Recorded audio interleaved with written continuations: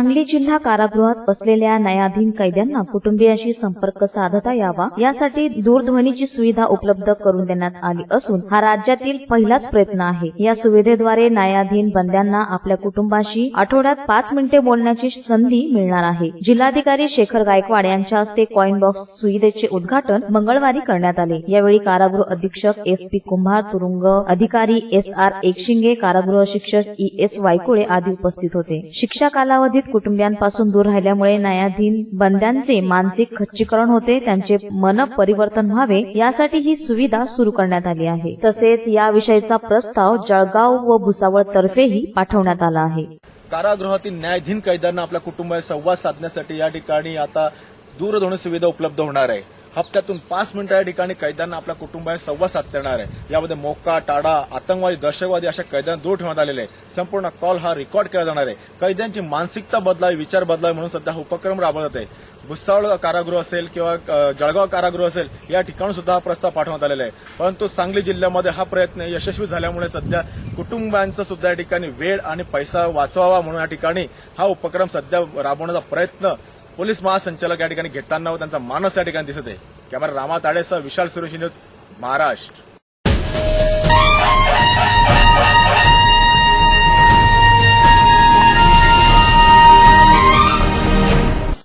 बुलढाणा जिल्ह्यातील जळगाव जामोद येथील संत रूपलाल नगर मधील अशोक राजाराम टाकलकर हे 1980 पासून आपल्या आई वडिलांसोबत या अतिक्रमित जागेत राहत आहे। परंतु यावर्षी काही राजकीय लोकांनी ही जागा जय हनुमान गणेश मंडळाची आहे व ती खाली करा असा दबाव आणल्याने या त्यांच्या दबावाला बळी पडलेल्या नगर परिषद मुख्याधिकारी यांनी बुलडोझर चालवून त्यांचे घर जमीनदोस्त केल्याने हे गरीब कुटुंब आज उघड्यावर पडले आहे। त्यामुळे त्यांनी आपला संसार उघड्यावर मांडला आहे आणि नगरपालिकेने त्यांचे हे घर पुन्हा बांधून न दिल्यास सामूहिक आत्महत्या करण्याचा निर्धारही या कुटुंबाने केला आहे। अशोक राजाराम टाकलकर हे मागील 26 वर्षापासून आपल्या आईसोबत राहत आहेत। पूर्वी ही जागा राफ्ट होती। टाकलकर कुटुंबांना राहण्यासाठी जागा नसल्याने या अतिक्रमत जागेत त्यांनी झोपडी बांधली। कालांतराने अशोक यांनी आई वारल्यानंतर लग्न केले व दोघांच्या मोलमजुरीतील काही पैसे जमा करून सिमेंट आणि पत्र्याचे पक्के घर तयार केले। आपल्या 2 मुलांसोबत आपल्या जीवनाचा गाडा चालवित असताना अचानक झालेल्या कृत्रिम भूकंपाने त्यांचे घर जमीनदोस्त झाल्याने हे कुटुंब आज उघड्यावर पडले आहे। त्यांचे मनोधैर्य पुन्हा खचून गेले आहे। त्यांना एक मुलगा व मुलगी आहे। आज त्या दोघांना उघड्यावर अभ्यास करावा लागतोय। या कारवाईत विद्युत खंडित केल्यामुळे सर्वत्र काळोखच पसरलेला दिसत आहे। 1995च्या नवीन सुधारित निर्णयानुसार मुंबई उपनगर जिल्हा वगळता राज्यातील उर्वरित जिल्ह्यांमध्ये त्या झोपडपट्टीवाल्यांना संरक्षण मिळाले आहे। तर मग नगरपालिका मुख्याधिकारी यांना कारवाई करण्याची घाई का? शहरात हजारो लोक अतिक्रमण करून राहतात, मग याच गरीब कुटुंबांच्या पक्क्या घरावर बुलडोझर का चालले असे अनेक प्रश्न यामुळे उपस्थित होत आहे। या गरीब कुटुंबांना आधाराची गरज आहे। या आधारासाठी सध्या कोणी समोर यायला तयार नाहीये। मी गटाचं कर्ज घेऊन माझं घर बांधलं। माझ्या घरामागे 50 घराची वस्ती आहे। माझं एकटीचंच घर पाळण्यात आलं।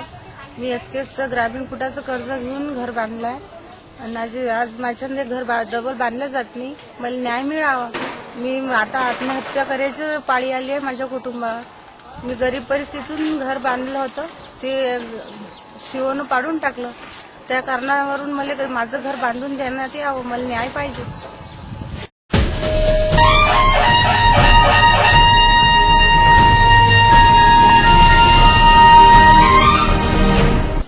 पावसाच्या अभावी शहरात विविध ठिकाणी जमिनीवरती लहान मोठे गवत वाढलेले आहे। त्याचबरोबर महावितरणाचे पथदिवे सुद्धा जागोजागी उभारण्यात आलेले आहेत। वाढत्या गवत वेलींमुळे यावेळी हळूहळू वाढत पथदिव्यांच्या खांब्यांचा आसरा घेत आपले साकडे वाढवण्याचे कार्य करीत आहेत। या खांब्यांना लावलेल्या लाईटांना संपूर्ण वेढा घालत त्यांनी एक प्रकारचे दिवाळी कंदीलचे रूप दिसत आहे। या प्रकारामुळे रात्रीच्या वेळेस नागरिकांना फार मोठ्या त्रासाला सामोरे जावं लागत आहे।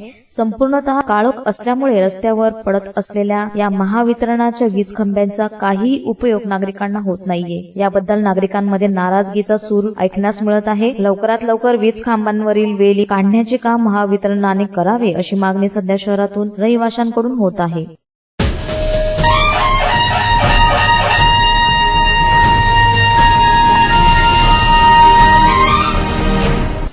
गेल्या 10 ते 12 दिवसांपासून धामणगाव बडे परिसरात सुरू असलेल्या पावसाने दिनांक 23 सप्टेंबरच्या रात्री उच्चांक गाठला. 24च्या सकाळी 11 वाजेपर्यंत संततधार सुरू असलेल्या पावसाने तब्बल 10 वर्षांनंतर गावलगतच्या नदीला पूर आलाय. तब्बल 3 तास पर्यंत पुलावरून पाणी वाहत असल्याने जामनेर तसेच बुलढाणाकडे जाणारी वाहतूक ठप्प होती. अनेक वर्षांनंतर पुलावरून पाणी वाहत असल्याने गावकऱ्यांनी पाणी पाहण्यासाठी एकच गर्दी केली. पाणी टंचाईवर मात करण्यासाठी या पावसामुळे दिलासा मिळाला असला तरी पाऊस असाच काही दिवस सुरू राहिल्यास पिकांना त्यांचा फटका बसणार आहे. या पावसाने अनेक शेतात पाणी साचले असून शेती नुकसान झाले आहे, तर अनेक शेतात पिके पाण्याखाली गेली आहे. परिसरातील अनेक नाल्यांना पूर आल्याने त्यामुळे अनेक खेड्यांचा संपर्कही तुटला आहे व विद्युत पुरवठाही बंद झाला होता.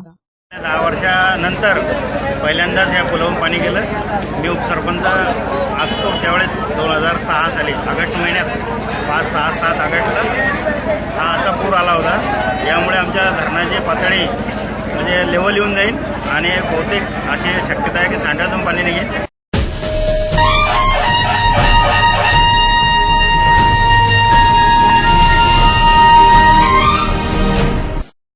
दिनांक 24 सप्टेंबर 2016 रोजी न्हाटा महाविद्यालयाच्या रासेयो एक कलातर्फे स्थापना दिवस निमित्त आणि विवेक वाहिनी मंडळाचे उद्घाटन कार्यक्रम घेण्यात आला. सदर उद्घाटन कार्यक्रमाचे अध्यक्षस्थानी प्राध्यापक व्ही.डी. पाटील तर प्रमुख मार्गदर्शक म्हणून प्राध्यापक ए.डी. गोस्वामी हे उपस्थित होते. सदर व्याख्यानामध्ये अंधश्रद्धा निर्मूलन, निसर्गाशी मैत्री, मैत्री पाण्याशी, स्मशानभूमी स्वच्छता इत्यादी माहिती देण्यात आली. अध्यक्षांचे स्वागत प्राध्यापक डॉ.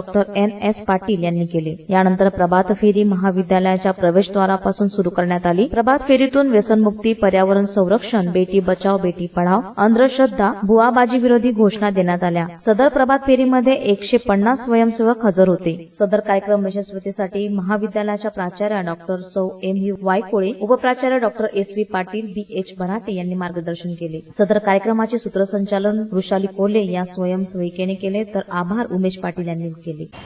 सर, NHचा हा जो कॅम्प आहे किंवा हा उपक्रम किती वर्षांपासून राबवतात? हा उपक्रम आम्ही जवळजवळ 15 वर्षापासून राबवतो.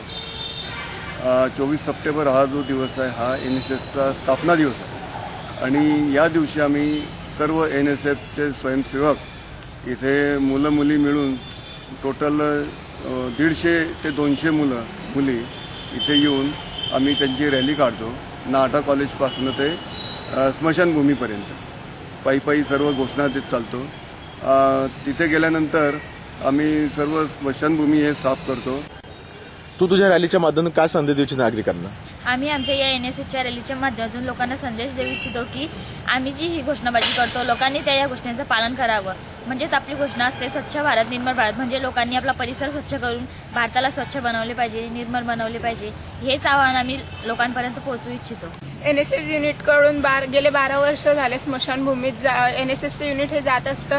तर 24 सप्टेंबर हा NSSचा स्थापन दिवस म्हणून साजरा केला जातो. NSSच्या युनिटतर्फे आम्ही स्मशानभूमीत गेलो. तिथे आम्हाला महिलांना आजकाल भारतामध्ये महिलांना स्मशानभूमीत जाण्याची संधी मिळत नाही, पण NSS युनिटकडून आम्हाला ती मिळाली आणि आमच्यात जी भीती होती ती नाहीशी झाली. मुलींना अनुभव असे येतात का आपल्या भारतीय संस्कृतीमध्ये स्त्रिया ह्या स्मशानभूमीमध्ये जात नाहीत, पण आम्ही NSSच्या माध्यमातून ह्या मुलींना इथं 24 सप्टेंबरला घेऊन येतो आणि त्यांना प्रत्यक्ष इथली परिस्थिती काय आहे ते दाखवतो. तेव्हा मुलींच्या भावना अशा असतात का खरोखरच आम्हाला आजपर्यंत अंधश्रद्धेच्या बुरख्याखाली ठेवलेलं आहे. इथं आल्यावर आम्हाला वास्तव परिस्थिती काय आहे याची जाण होते आणि आमच्या मनात जी स्मशानभूमीची भीती असते पूर्वीपासूनची ती भीती दूर होत असते.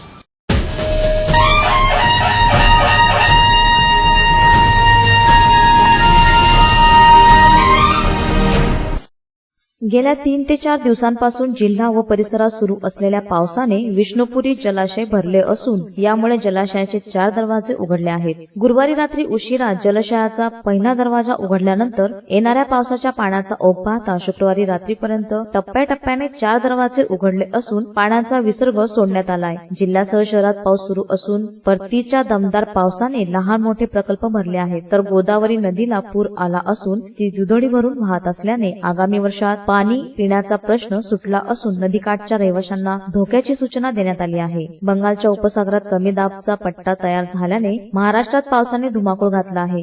पावसाचा जोर कायम राहील असा हवामान खात्याचा अंदाज वर्तविला जात असून यामुळे मराठवाड्याला अतिवृष्टीचा इशारा देण्यात आला आहे, ज्यामुळे प्रशासनाने सावधानता बाळगण्याचे आवाहन नागरिकांना केले आहे. अत्यावश्यक बाबींसाठी तातडीच्या मदतीसाठी जिल्हा प्रशासनाशी नियंत्रण कक्ष तसेच दूरध्वनी क्रमांकही देण्यात आले आहे.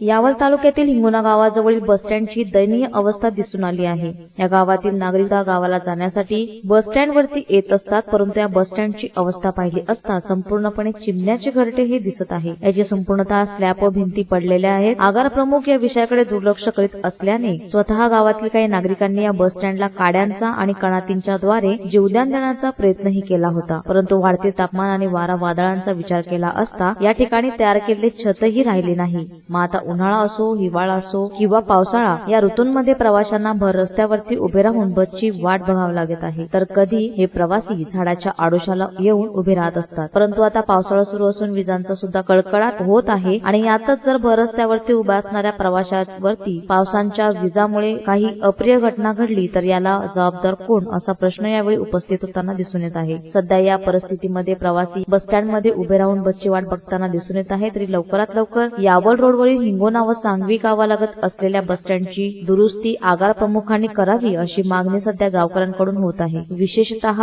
शाळकरी व कॉलेजची मुले सुद्धा फार मोठ्या प्रमाणात शालेय शिक्षण घेण्यासाठी या गावावरून ये जा करत असतात आणि याच बस स्टँडवर उभे राहून तेही बसची वाट बघत असतात.